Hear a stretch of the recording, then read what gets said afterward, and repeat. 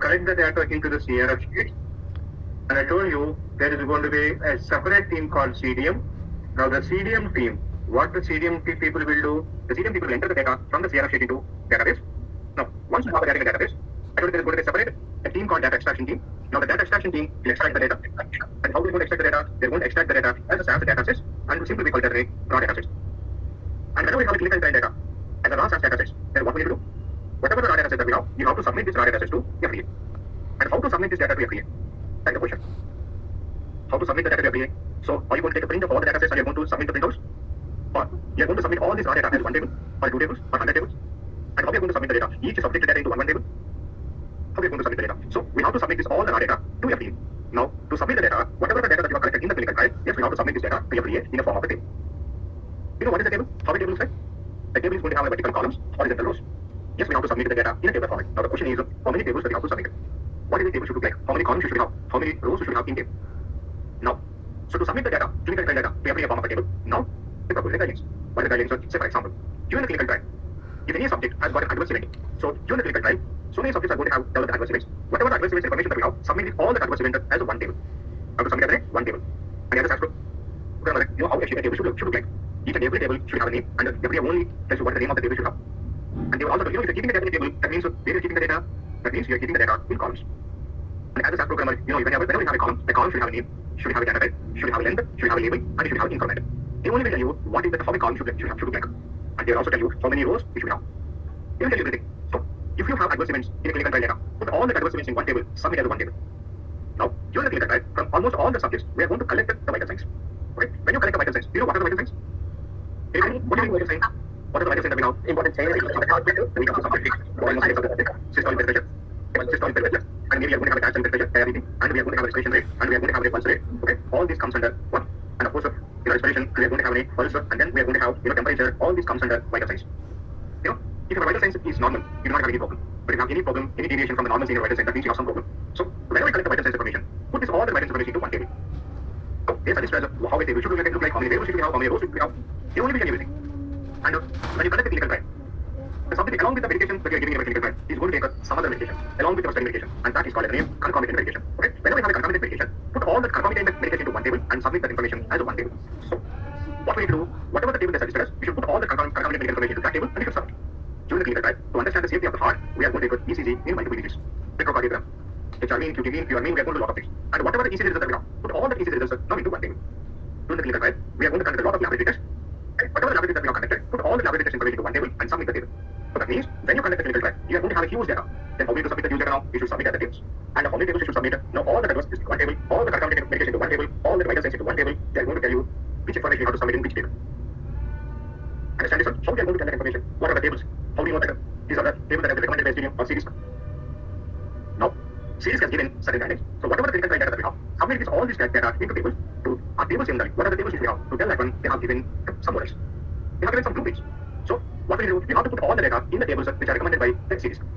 And what are the recommendations? They have given the recommendations in a document. And that document we call it as the name SDDM. What is this SDDM? What is the full form of SDDM? By the way, SDDM stands for Study Data Tabulation Model. Study Data Tabulation Model. So what is the Study Data Tabulation Model? By the way, do you know what we mean by study data? Study data means the data that we have collected in a clinical trial. The data that we have collected in a clinical study. Whether it's in a phase 1 or a phase 2 or a phase 3 or any phase. So when you conduct the clinical trial, the clinical study, we get the data and that data we call it as study data. And this is the data. Now you have to submit the data in a form of a tables. And what are the tables which we have? Now they have given some blueprints. They have given some models. And what model they have given? They have given tabular models and which are called tabulation. And in a clinical trial, you get the data which you know. The data runs the tables over the tables. Submit the data in few tables. And those tables must look like this one. They have given all the instructions. They have given stated. They have given the tables, empty tables. Understand this one? So now they told us when you collect the vital signs information, now put all the vital signs information to one table and name the table as NVS. And the table should have around 43 tables. How many times you collect the vital signs? For each subject, put all the information in this table and submit this table. And they have given the direction, how many should be, what variables should be character variables, what variables that should be numerical variables. They have given each and every variable name. They only told us we should keep these variables, name of the variable. They have told us like what is the character we should have, what is the label of the variable should be, and what is the length of the variable should have, and what is the format we should use. They only tell you everything. Now, as a SAS programmer, what is our duty?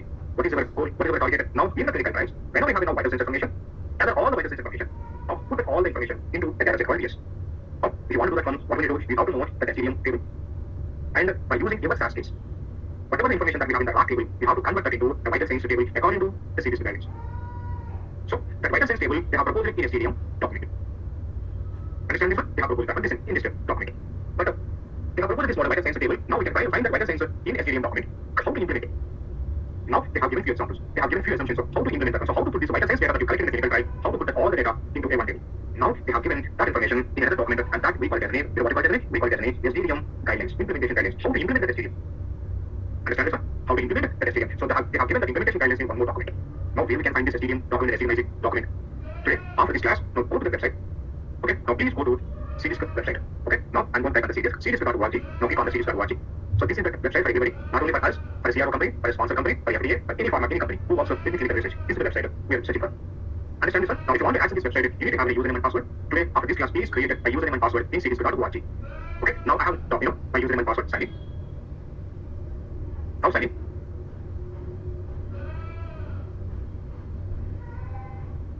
This is the series coming page. Now go to the standards. In the standards page, here we are going to have the foundational. In the foundational, now we can find here.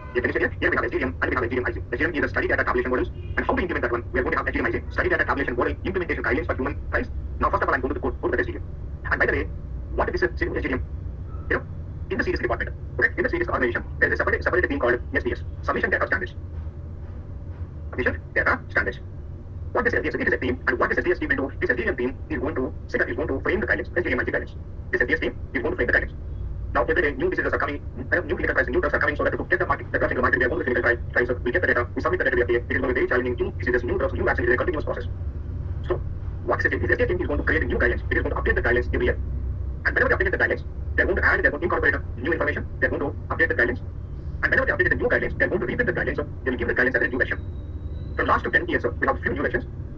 So whenever the new version came, and whenever the new studies are starting, these CRO companies, they will use the new versions. Right now, what is the SDM version that we have? And what is the SDM IC version that we are using? Now, if I go to the series website, here we have a standards. In the standards, we can find the foundational. If you click on the SDM, now if I'm clicking on the SDM, now here we have the description, then we have the versions. If I click on the versions, now can you see we have SDM 1 version 1.4, 1.5, 6, 7, 1.8. The latest version that we have is SDM version 2.0. It is the SDM version. Okay. Now, if you want to download that version, if you go to the little bit down, here we have the version SDM version 2.0. This is the latest one, which has been updated on 29 November 2021. Now we can download this document, and then after that one, now to implement the SDM. Now we have what I'm going to do. Again, I'm going back to the foundational. In the foundational standards, here we have the standards. Here we have the SDM IC guidelines. Now if I click on the SDM IC guidelines, now here we have the versions here. In the version, right now the version that we are using SDM IC guidelines version 3.4. This is the latest version. Before that we used to have SDM IC 3.3, and then before that we have the 3.2. The studies which are started 2 years back, or 3 years back, we used like 3.2, and then the studies which are started last year, and now also this year also they are using SDM IC 3.3, and the studies that are started last 6-7 months, some companies they are using SDM IC version 3.4 also. Now, which version you should keep in every which version you should use, and by the way, from one version to another version, there will be not big changes. So maybe 2 to 3% will change from one version to another version. And as a SDM programmer, you should know all the 3 versions. Of course, 95% is going to be common in all the 3 versions. You should read any one version completely, and you should know what is the difference between that version with the previous version, or that version with the next version. So I'm going to explain all the 3 versions. First, I'm going to explain the common, and then where we have the differences from 3.2 to 3.3, from 3.2 to 3.4, where we have the differences. I'm going to explain all the differences also. Because as a SAP programmer, as a SDM programmer, whenever we go for an interview, then this is the question that we have to ask. Tell me, what is the version that we are using in your current project? If you say, I'm using SDM IC 3.3, then they will ask me, tell me the difference between 3.3 to 3.2, or 3.3 to 3.4. So this is a very common question. So that's why we have to focus on all the 3. As I said, there's nothing going to be, it's not going to be that much change. There is going to be maybe 1 to 2% change from one version to another version. And increasing with the versions of new tables, new data sets is going to get added because of new diseases are coming, new drugs are developing, so we require new domains of new data sets, and we're adding the new data sets. So my recommendation after this class, please go to the series website, create a username and password. Now we can download all these documents. Of course, I'm going to forward the documents in WhatsApp group, but you can also download on your own. I don't recommend you to print the hard copy, but always try to read the soft copy, online copy, because we are going to have a lot of hyperlinks. So whenever you are reading it online, typing on the hyperlink, you're going to download other documents also, so that it's going to be easy for us for the reference purpose. Understand this, everybody? Now, as I said, in the series code, there's going to be a separate team called SDS team, studies and submissions data standards, and this team is going to come up with the new guidelines. So when we have a new guideline, they're going to reprint that version, and then the new version is going to come. So who is going to be in the SDS? People from the FDA, people from the different CRO companies and the sponsor companies, different NGO organizations, different research organizations are going to get involved in the SDS team, and they are going to frame the new guidelines. Understand this one? So that's how we have SDM. By the way, can you please tell me what the full form of SDM one more time? To implement the SDM, what the guidelines that we have now? SDM. Implementation guidelines for human use. Human clinical trials. Human clinical trials. Understand this, everybody? Now we are going to enter into the SDM, and of course, in first, as I said, 97 to 98% all the 3 are common. So I'm going to take the 3.2. So I'm going to take 3.2 as the basic model, and I'll explain along with the 3.2. I'll explain the difference between 3.2 to 3.3, and then what are the new updates that we have in 3.4. I'll explain each and everything. Everybody? Okay. Now, when you're reading SDM or any clinical research or any study, first of all, you need to understand what is the overall idea, and then we can dissect it into very micro level. But what is our goal? Whatever the clinical trial data that we have, whatever the clinical trial data that we have, our goal is we have to submit all these data to the FDA. Okay. And how to submit the data to the FDA? We have to submit the paper format. program, you know what is in the table. The table should have a name, the table should have variables, variables should have attributes, so many things. And now you should ask the question, how many tables? What are the tables? How to put the data into the table? Now you should get the question. Now we are going to discuss about the table first. Now, the most important thing in SDM, and the whole SDM revolves around the observations which are collected from subjects. You know what is the subject? Who is the subject? The subject is a person he may be a healthy volunteer or a patient with any disease.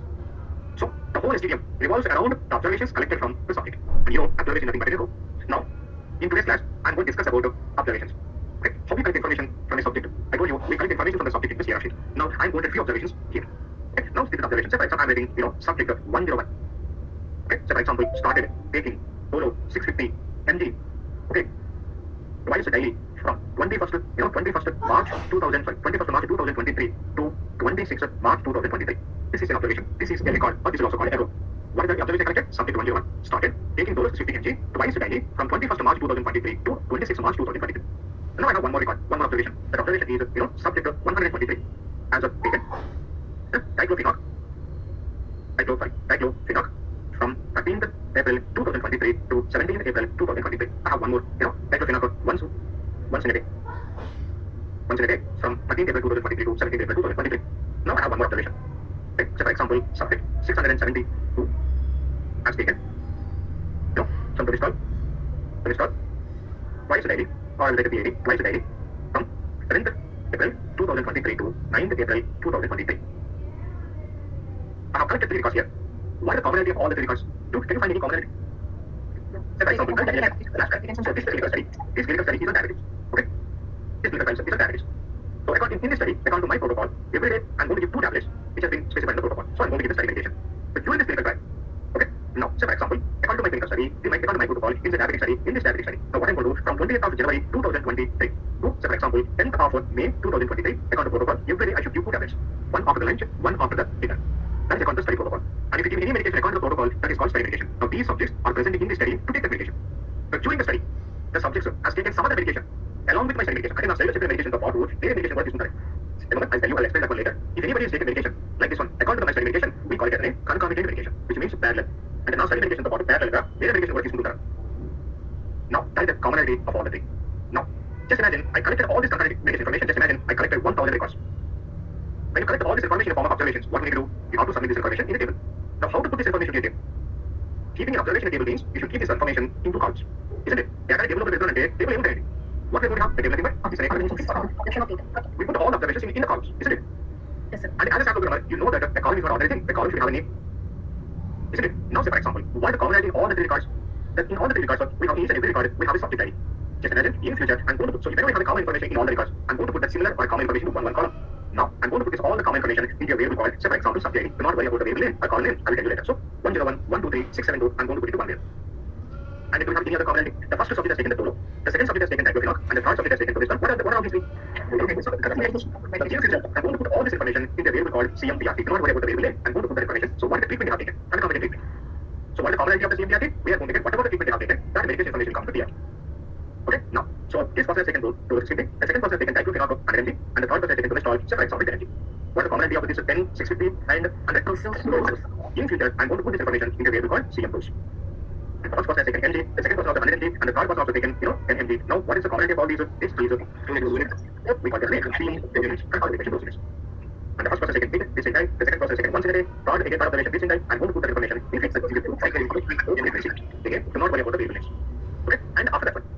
Okay, and after that one, so what now? The first person started taking medication on 21st March, the second person started medication on 13th April, and third person started medication on 7th April. Now, this information in future, I'm going to put in a variable called CM-STDDC. That means concomitant medication start date. Then they started the concomitant medication.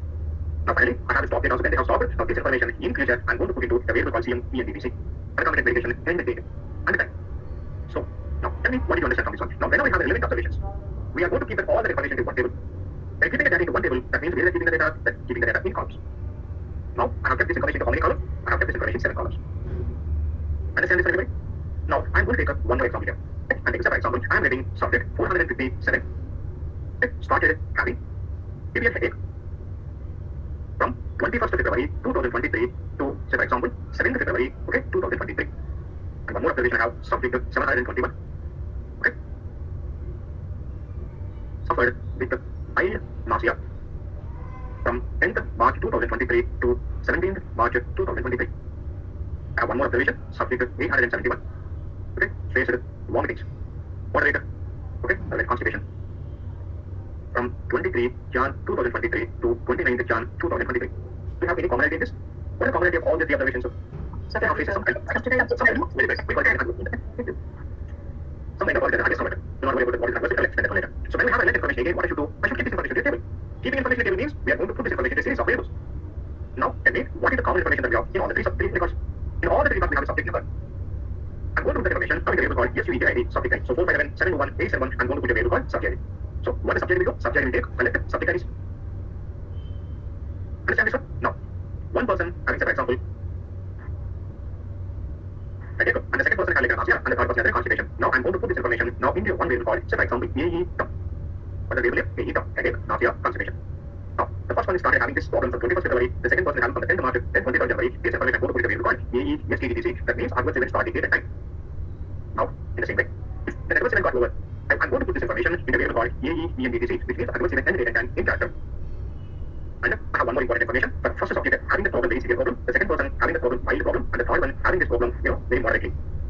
Right? Now, all this information. Now, to put that information, we are going to have one more variable called. Do not worry about this one. We call it AE severity. How severe the adverse event is?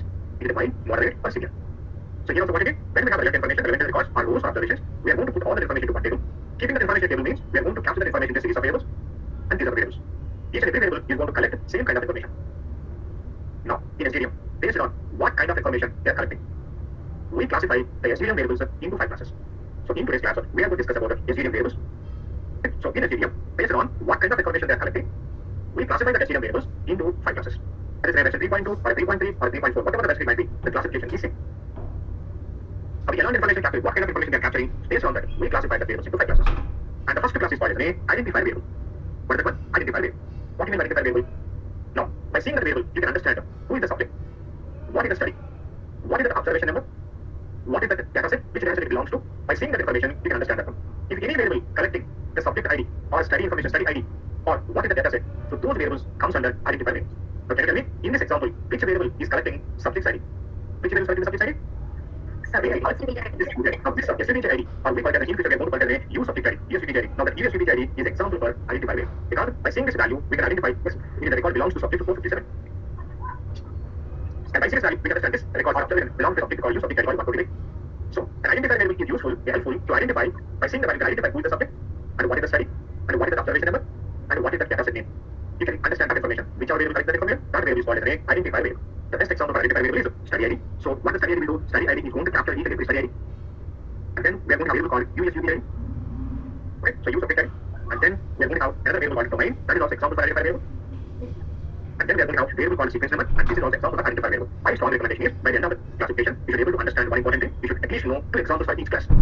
So for identifier variable, the examples are study ID, U subject ID, the domain, and then the sequence. You know, even before the sequence, I specify 2 items symbols of what does it mean? This variable is 2 items and 82 letters. If it is adverse event, it is going to be AE sequence. If it is a vital domain, vital data set, VS sequence. This is how. Now once you're done with the identifier variable, the second class is going to be the topic variable. What is topic variable? The topic variable is going to be the main focus of the observation. Now can you tell me, in this data set, or in this table, what is the main focus? By saying this, in a record, what is the main thing that you can strike out? And the closing out. And the closing out. In this observation, what is the main focus? What is the most important thing that you can understand? The second person has got nausea. This is the main focus of this entire observation. The main focus of the second observation is nausea, and the main focus of the first observation is headache.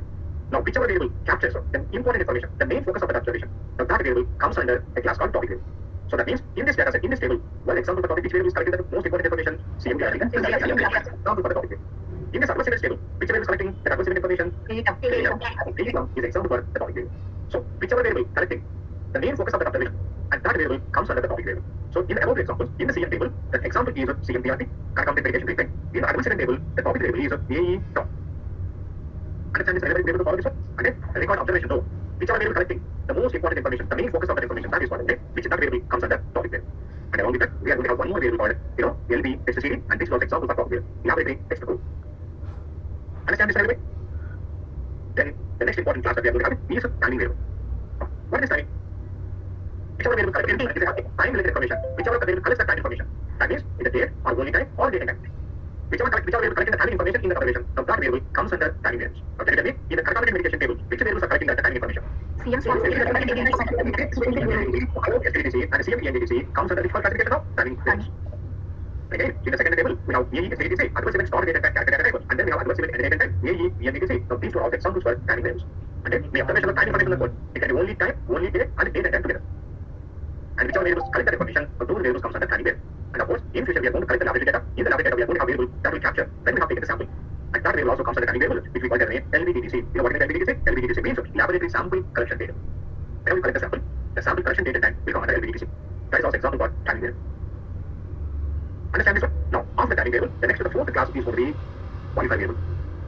Qualifier variable. We'll come to the qualifier variable later. Now, we are going to come to the fifth class, and that is called as a rule variable. Okay? And what is rule variable? Rule variable, in a clinical study, if you have any start rule, or if you have any end rule, or if you have any branching rule, okay, or if you have any loop rule, now whichever variable collects the starting, or ending, or branching, or looping information, that variable comes under rule variable. What are the variables that we have to collect this information? We have two important variables. Those are called PA, branch, and then we are going to have one more variable called PA, branch. So now these two variables comes under, you know what? PA, these two comes under rule variable. Okay, I'll tell you one simple thing.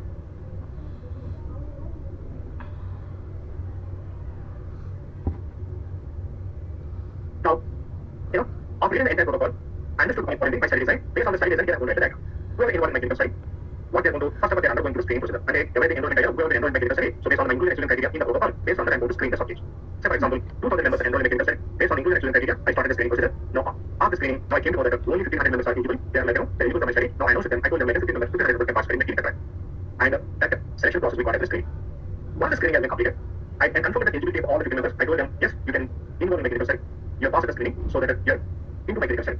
And once we announced the result, now I announced the result, I told them, please come after 10 days, I'll start the treatment. And I told them, so I started the screening on 1st of January, and I announced the result on 5th of January, and everybody I told them, please come on 20th of January, I'll start the treatment. Okay, now, once you confirm the eligibility, and at the starting of the treatment, if you have a time gap between the eligibility confirmed and the treatment, whatever the gap period that you have, and that period we call it as a run-in period or a waiting period. So what is the run-in period? The gap or waiting period that is present between eligibility confirmed and the treatment stop. So for example, today I announced the result of these subjects are confirmed the eligibility, they are eligible for my study. Everybody please come on Monday, I'll start the treatment. So since I confirmed the eligibility today, from today to the next Monday, and this whole phase is called as a running period. Understand this one? Now everybody came on 20th. Now what I did now, I did the randomization. Based on the randomization, out of 1,500 members, for first to 500 members, you know what I did? I started giving drug A, treatment A. The next to 500 members, next to 1,000 people, you know what I did? I have given the drug B. Based on the randomization, the remaining 500 members, you know what I have given? I have given drug C. Or maybe I have given the placebo. It can be anything. So now tell me, my clinical study has become branched after which phase? After the randomization, after the running period, based on the randomization, the whole 1,500 members or my whole study has become branches into three. And if whichever point the study has become branched, now that point is called as a branching point. Now whichever variable captures that information, now that variable comes under the class called rule variable. The best example is PA branch and PA branch. Of course, it is going to be a little bit confusing in English class. Like passing that like it is going to be, and you can get the clarity. I'll explain that one. What you mean by branching, what you mean by transposition. Okay, so transition, I'll explain that one later so that we get it clear. So in the rule variable, the best example variable that we have in the rule variable classification is a PA branch and PA branch. Clear this argument? Yes, sir. So this is how we have 5 classes of variables. Okay, now we have discussed the 4 classes, and we discussed about the qualifier variable, and we discussed about the qualifier variable in tomorrow's class. Again, because of the qualifier variable, we can divide into 5 subclasses. Okay, I'll explain what are the 5 subclasses of qualifier variables in tomorrow's class. Understand this, everybody? Yes, sir. Okay, then I will continue the classification in tomorrow's class. And one more important thing, we should have an 8 o'clock batch right today. I'm going to 8 o'clock batch from Wednesday onwards. So today, tomorrow, we are not going to have an 8 o'clock batch. We are going to have a new batch. But we are